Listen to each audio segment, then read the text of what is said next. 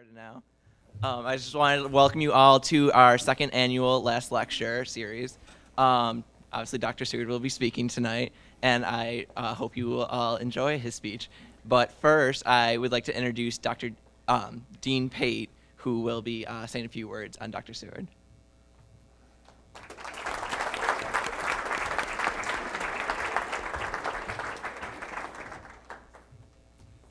Thank you, and good evening. Let me just move this. And I'm honored to be able to say a few words of welcome to this group. Here to hear Jim Seward say a few words. That's something new. And when I came to Fisher a couple of decades ago as a sweet, innocent young economist, one of the first people who introduced himself to me from the Fisher faculty was Jim Seward. He basically said, what are you doing? What are you interested in? Tell me about yourself. If I can be of any help, pop on in. My door is always open. And over the course of the last 20 years, I've been able to take advantage of that a number of times. Jim, I don't know if Jim ever taught me anything, but I certainly learned a lot from him. We had opportunities when I was first figuring out the Fisher students. I still haven't figured out the Fisher students, and that's why they moved me to administration. But when I first became a chair, I certainly needed help in that transition and moving from the classroom to a different role, and Jim was there to sympathize, to empathize, and to give some words of wisdom. When I moved into administration, Jim did the same thing. I will be very brief here because I know we all want to see this show. One thing I'll say for Jim, I really enjoyed his presence and having him here as a resource. Jim is a person who, he enjoys his discipline. He enjoys his profession. He likes his colleagues, even when some of us are not all that likable. And he managed to be consistent in that. Most of all, he loves his students, and he loves teaching. As we'll see, he loves the show. And what I found is that in terms of getting advice for doing things, I don't know if I ever said, Jim, should I do this or should I do that? Jim never was big on giving advice. What I always found is that Jim was a person that I could go to get grounded. All right? It is good for the soul to be around positive people. And Jim is one of those. And so I'd like to publicly express my appreciation to everything he's done. And I know that he's going to put on a bit of a show here, and I think he's going to have a very nice transition to this next phase of his life. So with that, I thank you, Jim, and I look forward to tonight. I'm so proud of you. Thank you so much. Thank you so much.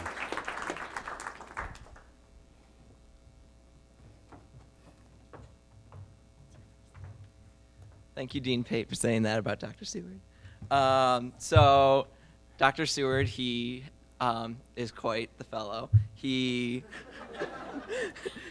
received a BA in speech communication in 1970 from University at Buffalo, received a MA in communication in 1972 from Ohio State, received a PhD in communication in 1974 from Ohio State.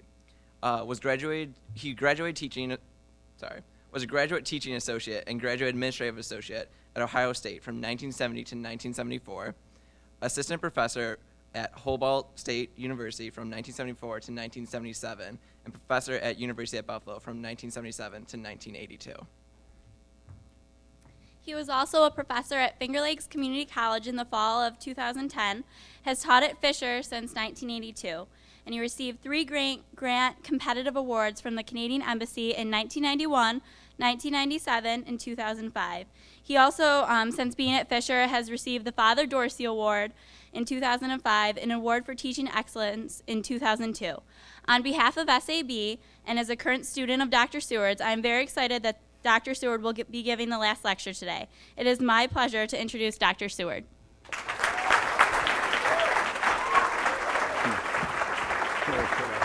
Good luck. Thank you, dear. Thank you. Thank you.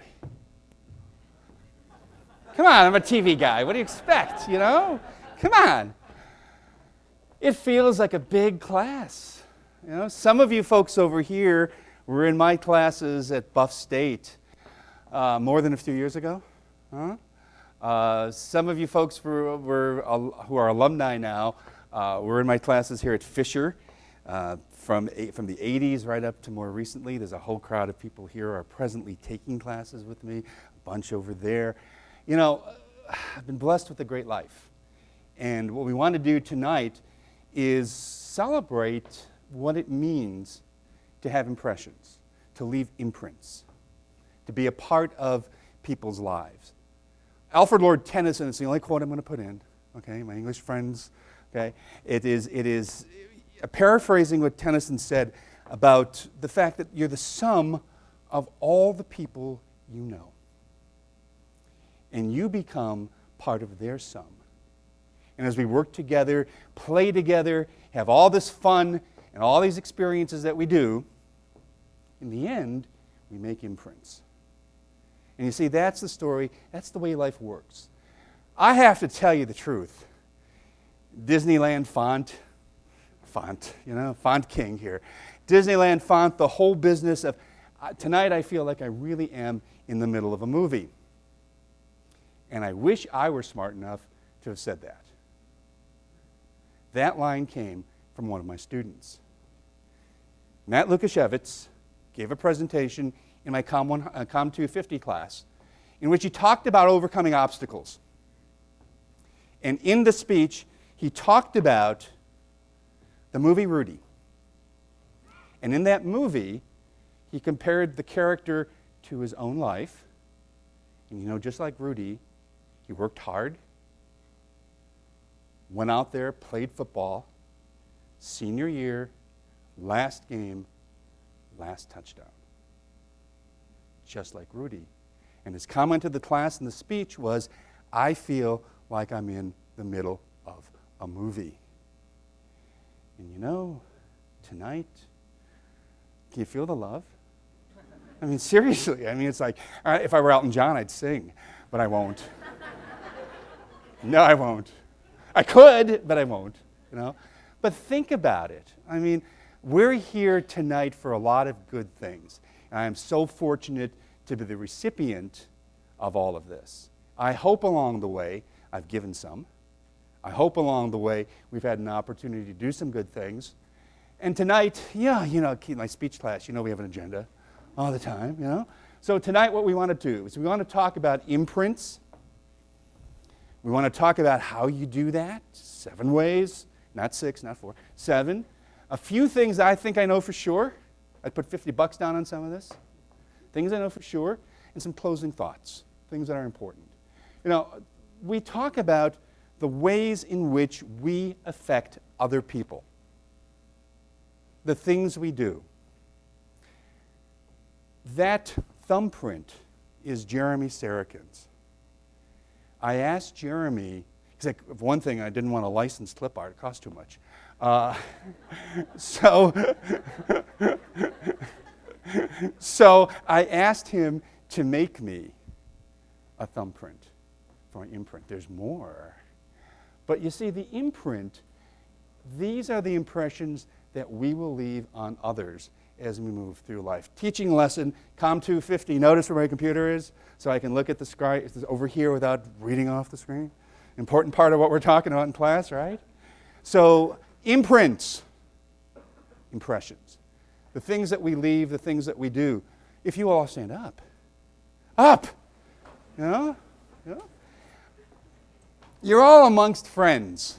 Some of you know each other, some of you don't. I want us to take about a minute to kind of say hello, introduce yourselves. And if you don't know somebody around you, that's even more important. There's one of my students from FLCC came all the way out here tonight to be here. And I'm so glad you're here. Tonight, he's part of the Fisher family. He's part of us. Introduce. Leave a quick hello to people around you. It's like church, you know? Go ahead.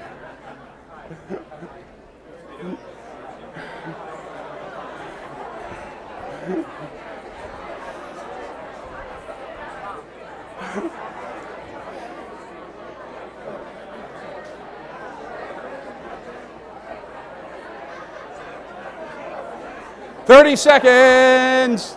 30 seconds.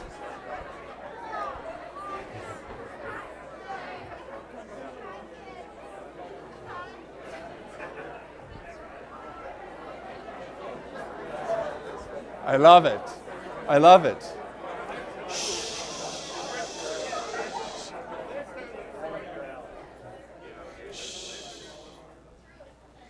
You left an imprint. I hope that tonight you will remember what we did. Maybe remember a few things I talk about, I don't know. But I will remember you. I will remember you in my classes. I will remember you as my faculty friends. I will remember you on staff. You know, look around the room. Who put the chairs in here? Hint, it wasn't me. All right? There are lots of staff people behind the scenes who make this work. You acknowledge. We'll talk more about that whole process. I have faculty friends from here and other places. I have colleagues. David, my bookseller, is here. I mean, you know, it's the kind of thing where we look, we leave imprints everywhere we go.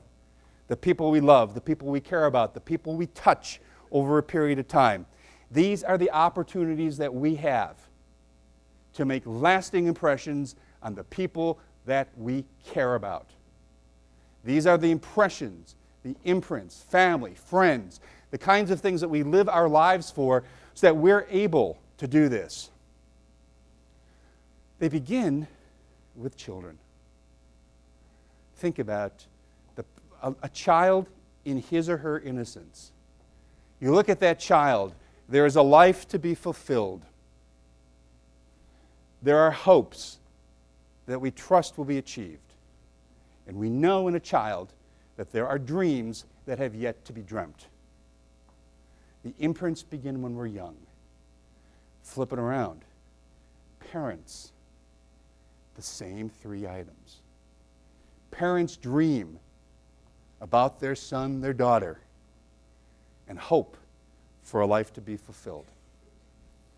Parents look at the children and they pray that they will achieve, the children will achieve what they want.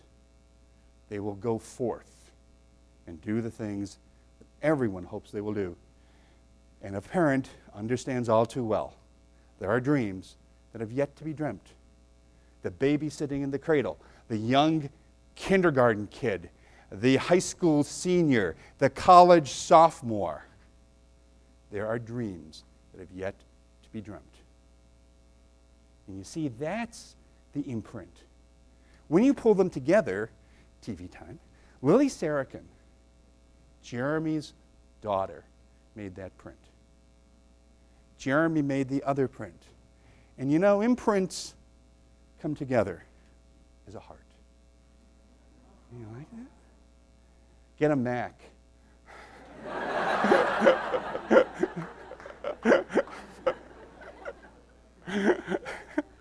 Steve did not pay me. But, you know, the imprints, the heart, hands together. You know, those are the kinds of things that connect us in so many personal, real ways. The events, the lives we lead, the lives we touch, the lives we share, the circumstances that bring us to people. In my case, teaching. In my case, the things we do here. And the colleagues and friends I have who have made their lives and their careers here understand that so well. We share over a lifetime. Kyle, just in time. There is his son, whose print is here. We didn't time this, honestly. It's like, cue Kyle now. No. Hi, Tippett. Hi. Isn't that great? I mean, seriously. Yeah. So Tippett's handprint symbolizes the imprints that we have, the way in which life moves on.